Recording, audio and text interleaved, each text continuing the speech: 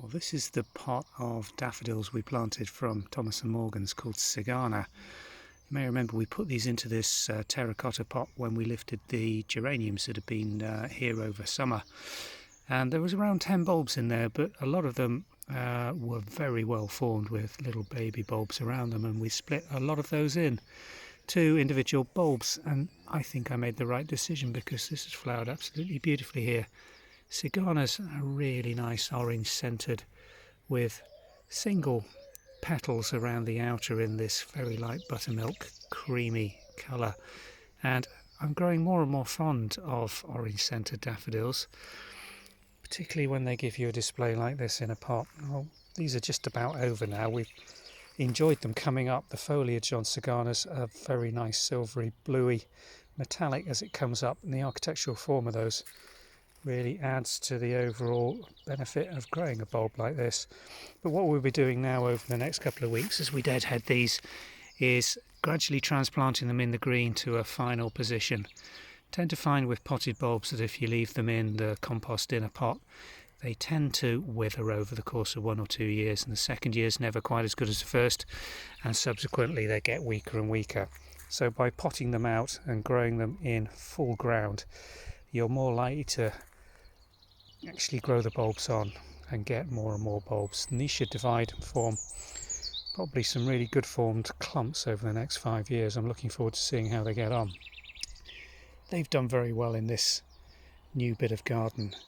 This has previously been a cutting garden, and previous patches of bulbs that we've had in pots have all been planted out in rows. As you can see here, we've never really appreciated just how beautiful they are.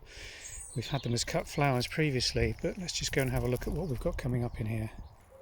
There's some quite tall tulips at the back in all different types of colours, from light pink to the reds, and then those dark maroon parrot type tulips at the back. But down at the front here we've got a little row just opening up, these full double pink apple blossom like large blooms, which are just looking fantastic at the moment. And in the forefront another variety with little white lacing just around the outer part of the flowers. Absolutely spectacular.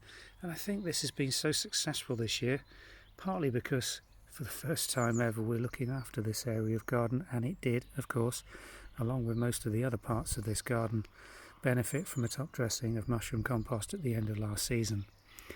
Behind it we've got a large clump of what looks like oxeye daisy coming far.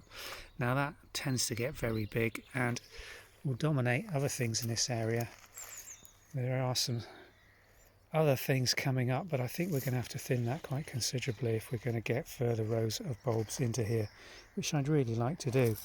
We have planted some hyacinths along the front, which we hope are going to naturalize into this area. There's also dahlia that's yet to show its face above ground later in the season, but my real task on this border over the next few months is to keep on top of the bindweed that's starting to emerge. Just look at it here. This is the old vegetable garden that really has been, well, if I'm honest, slightly neglected over the last few years, and the soil here isn't in great condition. We're hoping this year, now that it's part of our formal garden, that we'll spend far more time and energy just looking after these lovely borders. Load of daffodils have been planted out in this area. I think I've lost my giant agapanthus. They should have been put into the conservatory at the end of last season, but I took the chance that they may have been hardy and they weren't completely rotten off. So 2 more planting opportunities in these planters, probably geraniums towards the end of May. Apple blossoms just coming out, starting to enjoy this spring-like weather. Lots to look forward to in the garden this year.